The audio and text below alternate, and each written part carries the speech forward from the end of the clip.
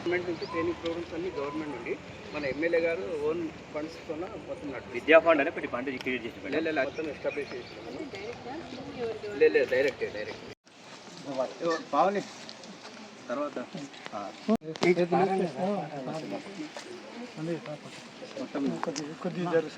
ఫోటోలు తర్వాత ఏదో అని మన ఊళ్ళో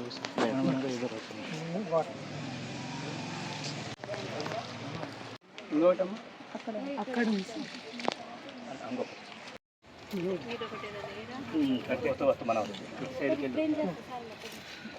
వీళ్ళు చేస్తాం ఇక్కడ మట్టి పోసి గట్టికి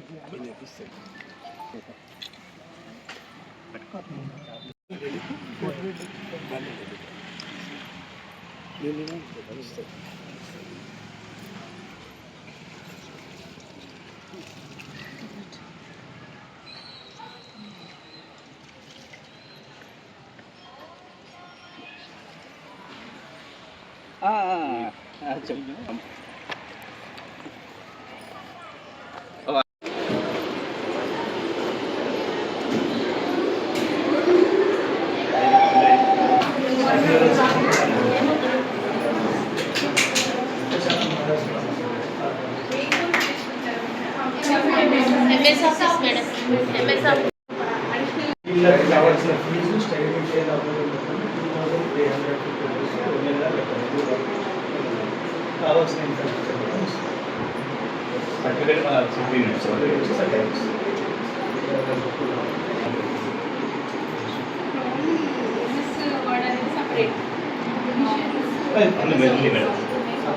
ఓన్లీ కంప్యూటర్స్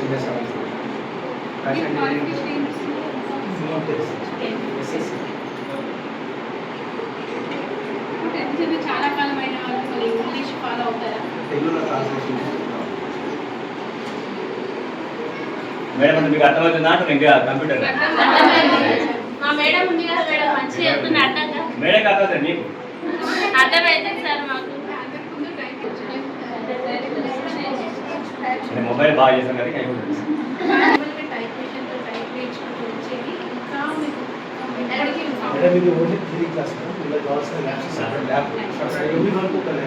ఇది అయితే మళ్ళీ ల్యాబ్ ఉంటుంది. టైప్ అటెండ్ అవ్వడానికి ఏ క్వాలిఫికేషన్ ఉండాలి?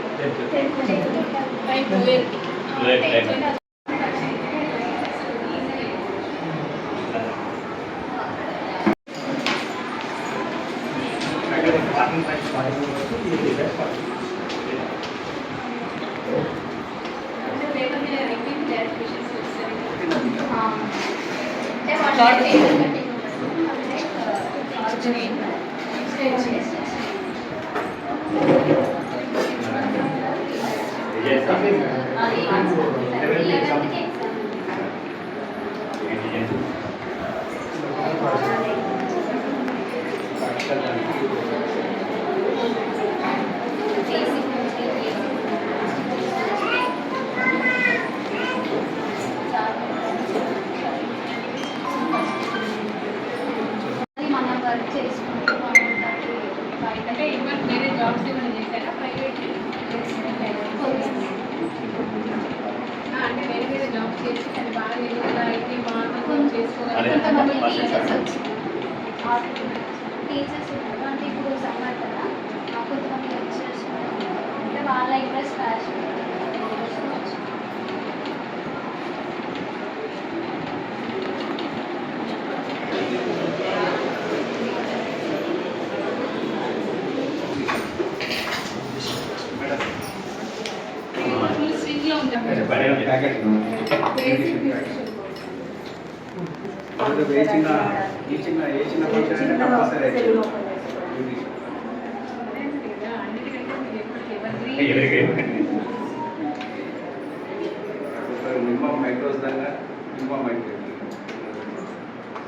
ఎంతమంది ఓన్గా పెట్టుకోవాలనుకుంటే విధానం నేర్చుకున్న తర్వాత ఒక దగ్గర పని అనుకుంటా ఓన్గా పెట్టాలనుకుంటా బ్యాంక్ కాస్త ఇంట్రెస్ట్ లోన్ ఇస్తారు బ్యాంక్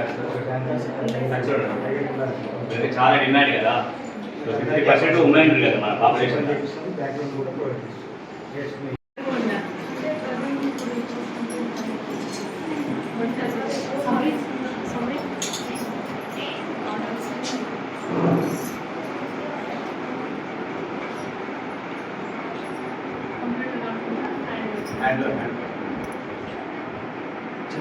కాకపోతే ఒక నలుగురు కలిసి ఒకటి షాప్ పెట్టుకొని కూడా అక్కడ నుంచి సప్లై చేసుకోవడానికి ఉంటుంది.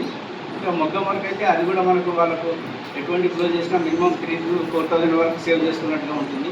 ఈ విధంగా వాళ్ళకు మహిళలను చేసి ఇవ్వడం జరిగింది. ఇంకోటి వీళ్ళకు ప్రతి ఒక్క సింగిల్ పర్సన్కు 2,500 దాకా ఉంటుంది మేడం. గవర్నమెంట్కి పే చేయాల్సింది స్టడీ మెటీరియల్ కానీ, ఎగ్జామ్ ఫీజు, కోర్స్ ఫీజు వాళ్ళు బయట నేర్చుకుంటే అవన్నీ వీళ్ళకు ఎటువంటి ఇబ్బంది లేకుండా సారే స్వయంగా వీళ్ళ డబ్బులు ప్రతి ఒక్క బ్యాచ్కు 6 lakhs దాకా అవుతుంది. ఫస్ట్ బ్యాచ్ 6 lakhs పే చేశాము. ఈ బ్యాచ్ కూడా మనకు 11th రోజు ఎగ్జామ్స్ కండక్ట్ చేసి అయిపోతుంది. రోజు 3 months ఒక బ్యాచ్ వస్తూ ఉంటుంది, పోతూ ఉంటుంది. అడ్మిషన్స్ కూడా జరుగుతూ ఉన్నాయి. మరి 16th కూడా మన 3rd బ్యాచ్ కూడా స్టార్ట్ అవుతుంది మేడం. అడ్మిషన్స్ కూడా చాలామంది ఇప్పటి నుంచే స్టార్ట్ అయ్యారు రావడము. అయినా ఒక రకమైన అవగాహన కల్పించాలంటే మన సుప్రీంకోర్టు కానీ హైకోర్టు ద్వారా ఆదేశాల మేరకు మన జిల్లా లోపల ఒక సంస్థను ఏర్పాటు జరిగింది. దాన్ని జిల్లా న్యాయ సేవా సమితి అంటారు సంస్థ. దానికి మనకి మేడం గారు ఇన్ఛార్జ్. ఈరోజు మన దగ్గర రావడం చాలా సంతోషం. ముఖ్యంగా అదే మా మిత్రులు విజయ్ కుమార్ చెప్పినట్టు అంత మహిళలకు సంబంధించింది కాబట్టి మన గారు చాలా అర్థం చేసుకోగలుగుతుంది. ఎందుకంటే దీని బట్టి ఒక సెల్ఫ్ ఎంప్లాయ్మెంట్ కోర్స్ అంటారు కదా, మేము చేసినట్టు సెల్ఫ్ ఎంప్లాయ్మెంట్ కోర్స్ అంటే స్వయం ఉపాధి ప్రోగ్రామ్స్ ఇవన్నీ. మనం రెగ్యులర్గా 10th క్లాస్, ఇంటర్మీడియట్, డిగ్రీ, పీజీలో చేసుకుంటాం. అవేమో ఉపాధి కోర్సు చేస్తాం. కానీ this is the most important course మనం చేసేది ఏవైతే నువ్వు సెల్ఫ్ ఎంప్లాయ్మెంట్ కోర్సు.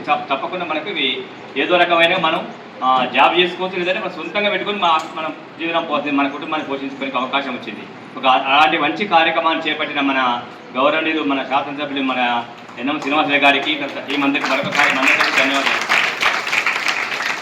ఎందుకంటే ఇది అలాంటి అప్పుడు మీకు 3 months course, 6 months course conduct చేసి మన కుటుంబాన్ని పోషించుకోనికి అవకాశం కల్పిస్తుంది. ఒక మంచి అవకాశాలు ఇవన్నీ. ఇంకోటి మన ఆర్బీ సెట్ ఉంటుంది ఒకటి, స్టేట్ బ్యాంక్ ఆఫ్ ఇండియా వాళ్ళు కూడా ఇస్తారు. రూట్ సెట్ అనేది ఒకటి ఉంటుంది మనకు, మన బండవతిపల్లి ఉంటుంది. తర్వాత కస్తూరిబా ఒకటి ఉంది తెలుసా. కస్తూరిబా మనకు మన మహిళా దాని నుంచి నడిపిస్తారు. వాళ్ళకు కోర్సు కండక్ట్ చేస్తారు, వాళ్ళకు చేస్తున్నారు. అంటే చాలా రకాల కోర్సులు మా మన మహిళలకు ఉన్నవి. దాంతోపాటు ఇది చేయడం చాలా సంతోషం మనకు చేస్తున్నారు. అయితే నేను ఈరోజు మాట్లాడాల్సింది ఏంటంటే ముఖ్యంగా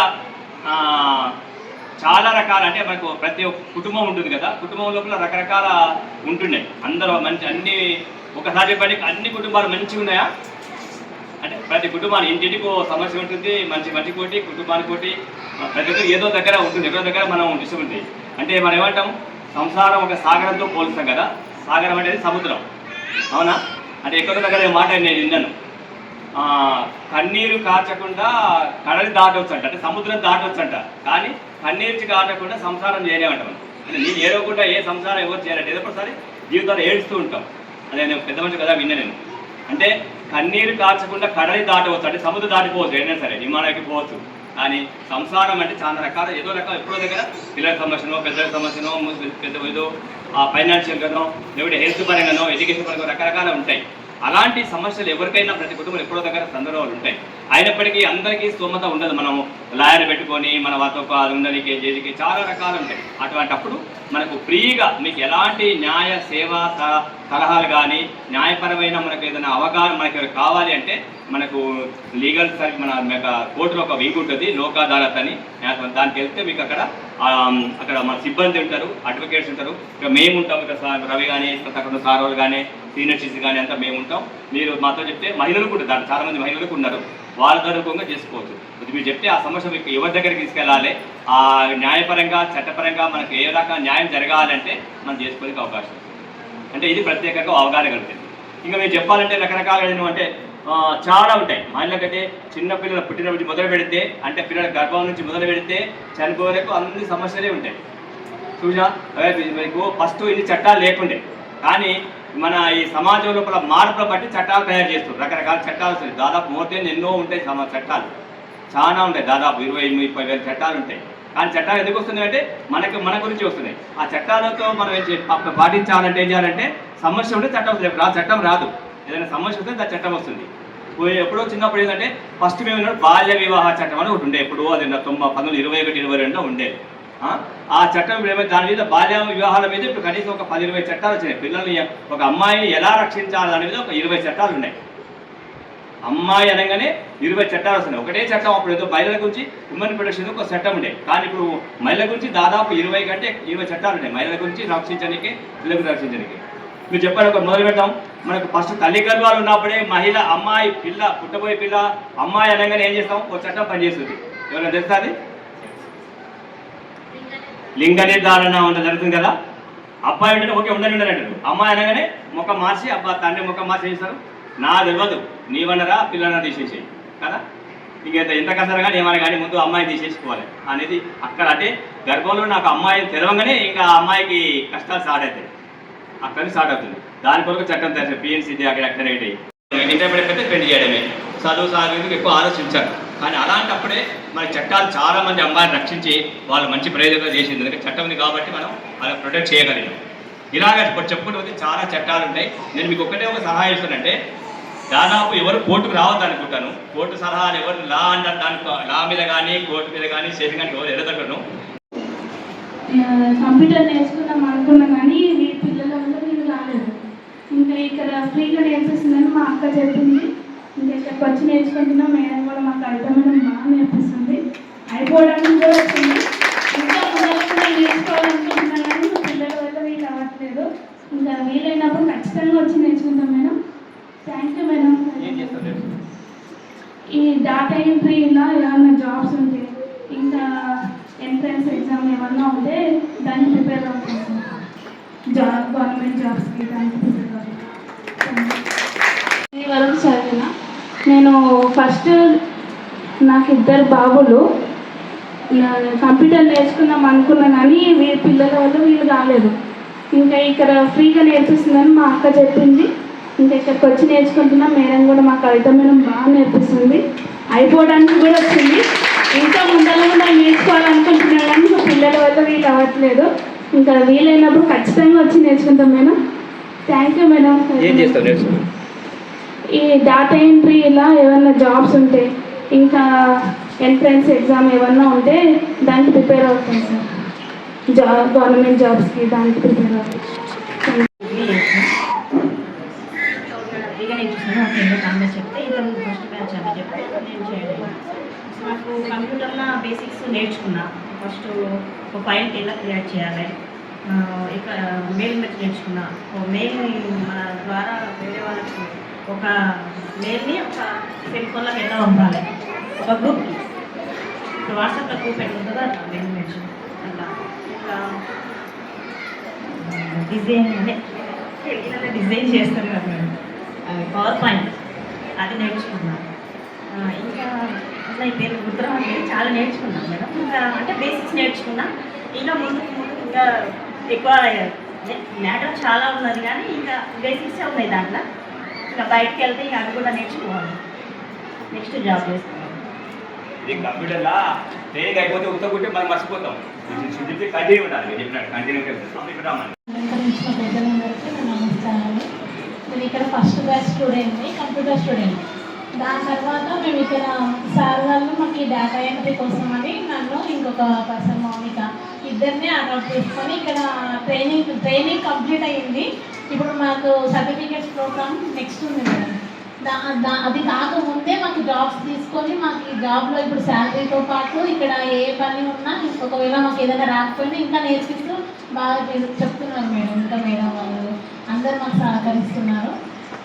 ఇట్లాంటి ప్రోగ్రామ్ పెట్టడం నిజంగా మన అదృష్టమే అనుకోవాలి. ఫస్ట్ నేను MBA కంప్లీట్ అయిపోయింది, ఖాళీగానే ఉన్నా ఇంట్లో. అయితే నేను నెక్స్ట్ ఇలా ప్రోగ్రామ్ జరుగుతుందని చుట్టుపక్కల ఆర్పీ వాళ్ళు ఉంటారు కదా మేడం, వాళ్ళు చెప్పారు. మేము వచ్చిన తర్వాత అప్లికేషన్ ఫామ్స్ ఇచ్చి వెళ్ళిన తర్వాత మేడం వాళ్ళు కాల్ చేసి మాకు ఇన్వైట్ చేసారు. ఇక్కడ ప్రోగ్రామ్ స్టార్ట్ అయింది.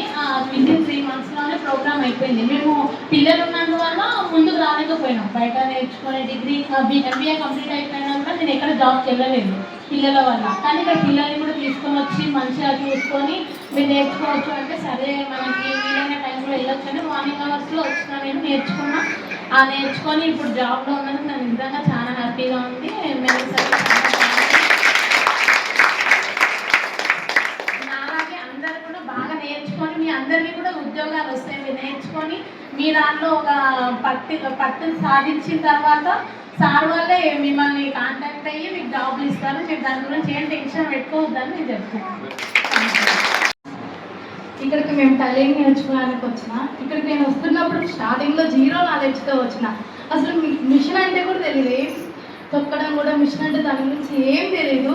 ఇక్కడికి వచ్చిన తర్వాత మా మేడం చాలా ఫ్రెండ్లీగా ఉంటారు, అందరితో చాలా క్లోజ్గా ఉంటారు. నా చిన్న పాపను తీసుకుని వచ్చి కూడా నేను నా మీద నాకు కాన్ఫిడెంట్ వచ్చేలాగా నేను అక్కడ నేర్చుకున్నా. ఇక్కడ మా మేడం అక్కడ దగ్గర మంచిగా నేర్పించిండ్రు. ఎలాంటి ఇబ్బంది లేకుండా మేడం ఎప్పుడు మమ్మల్ని ఏ ఇష్టం లేకుండా మాకు మంచిగా నేర్పించిండ్రు. చాలా బాగా నేర్చుకున్నాం. ఇప్పుడు మేము కుట్టగలుగుతాం. మా మీద మాకు చాలా కాన్ఫిడెన్స్ వచ్చింది. అలాగే ఇక్కడ ఫ్రెండ్స్ అందరూ చాలా హ్యాపీగా ఉన్నాం. మంచి ఫ్రెండ్స్ అయినరు. మేడం కూడా మాకు అలాగే ఫ్రెండ్లీగా ఉండి మాకు దగ్గరుండి చేపలేసి కూర్చొని మళ్ళీ లోపల మిషన్ మీద అన్నీ మాకు మంచిగా నేర్పించింది. బాగా మంచిగా నేర్చుకున్నాం.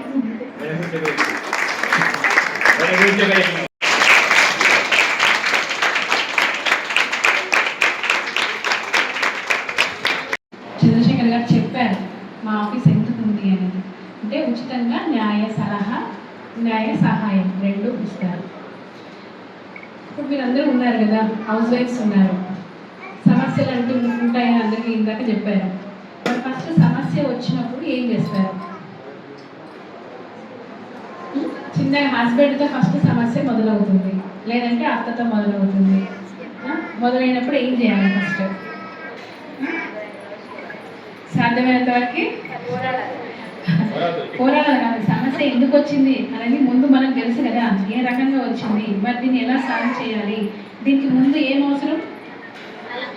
కౌన్సిలింగ్ అవసరం. అంతేనా? ఇద్దరిని కూర్చోబెట్టి పెద్ద మనుషులు పంచాయతీ చెప్పారంటారు.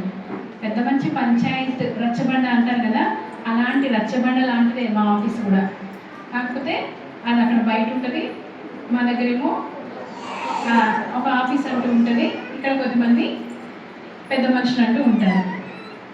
ఒక మేమే కాదు, మాకు సంబంధించిన వాళ్ళు కొద్దిమంది ఉంటారు.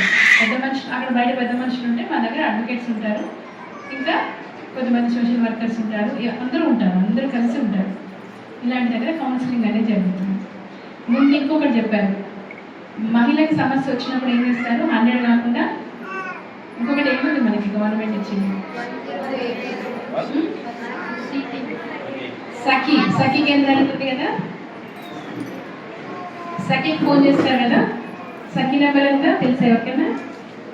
101 అంతా 181. ముందు సమస్య వచ్చినప్పుడు పోలీస్ స్టేషన్కి వెళ్ళాల్సిన అవసరం లేదు. ఎవరికి చెప్పాలి? ముందు సఖీకి చెప్పొచ్చు. సేమ్ టైం సఖీకి సంబంధించిన మాది కూడా ఉంటుంది. అంటే సఖీకి ఒకసారి ఇన్ఫర్మేషన్ పోయిందంటే మా అందరికీ వస్తుంది ఇన్ఫర్మేషన్ అది. ఎందుకంటే అక్కడికి వెళ్తే ముందు కౌన్సిలింగ్ ఉంటుంది. కౌన్సిలింగ్ సాధ్యం కాకపోతే అప్పుడు పోలీస్ వరకు వెళ్తుంది. పోలీస్ వరకు వెళ్ళకుండా కూడా మధ్యలో మా ఆఫీస్లో కూడా ఒక ప్రయత్నం చేయవచ్చు. డైరెక్ట్గా పోలీస్ స్టేషన్కి వెళ్తే ఏమవుతుంది? మమ్మల్ని పోలీస్ స్టేషన్ పిలిపించారు, లోపలికి పంపించేశారు, ఇవన్నీ మొదలవుతాయి. ఇవన్నీ మొదలైన తర్వాత కలవడం అనేది ఆ టైంలో కష్టం. తర్వాత కలుస్తారు, చాలా మంది కలుస్తారు. 100 కేసుల్లో ఒక 10-20 కేసులు తప్పకుండా మళ్ళీ కలుస్తారు. పోలీస్ స్టేషన్కి వెళ్ళినా, అరెస్ట్ చేసినా, కేసులైనా మళ్ళీ కలుస్తారు. కానీ ఒక 80 to 90% కలవడం కష్టం అవుతుంది. మరి అలా కష్టం కాకుండా ఉండాలంటే ఏం చేయాలి? డైరెక్ట్ పోలీస్ స్టేషన్కి వెళ్ళకుండా సర్వీస్ సెంటర్కి కంప్లైంట్ చేయొచ్చు, పోలీసులకు చేయొచ్చు. కానీ చేసి సర్వీస్ సెంటర్కి పంపించమని అడగాలి తప్ప ముందే కేసు పెట్టమని అడగాల్సిన అవసరం లేదు. కౌన్సిలింగ్తో సమస్య అయిపోతుంది. కాబట్టి ఫస్ట్ అది తెలుసుకోవాలి అందరూ కూడా. నెక్స్ట్ పిల్లల గురించి చెప్పాను కదా, 109 చేయాలి. మరి పిల్లలకి ఎలాంటి సమస్యలు ఎందుకు వస్తాయి? పిల్లలకి వస్తాయా? ఎప్పుడెప్పుడు వస్తాయి పిల్లలకి? ఫస్ట్ బాల్య వివాహం. మరి అమ్మ నాన్నలే చేస్తారు కదా, మరి ఎవరి మీద కంప్లైంట్ ఇవ్వాలి? అంటే అది సొసైటీకి సంబంధించిన విషయం కదా. ఒక అమ్మ నాన్నలకి ఆ కుటుంబానికి సంబంధించిన విషయం కాదు, సొసైటీకి సంబంధించిన విషయం కాబట్టి పద్ధతిలో పిల్లలు చేయొద్దని చట్టం చెప్తుంది కాబట్టి అది అందరి బాధ్యత కాబట్టి కంప్లైంట్ అనేది అక్కడ చేయాలి. అది కంప్లైంట్ అన్నారు, ఇన్ఫర్మేషన్ అంటారు అంతే. ఆ ఇన్ఫర్మేషన్ మీద తీసుకుంటారు ఎవరైనా దాన్ని కంప్లైంట్ లాగా. ఇంకా పెద్దవాళ్ళకి సంబంధించి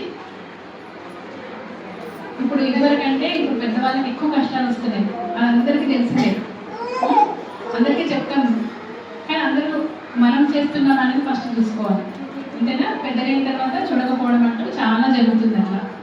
మరి అప్పుడు వాళ్ళకి ఎలా ఏం చేయాలి? అప్పుడు ఇన్ఫర్మేషన్ అయితే ఇవ్వాలి కదా, ఇలా జరుగుతుంది, ఇక్కడ పెద్దవాళ్ళు ఉన్నారు.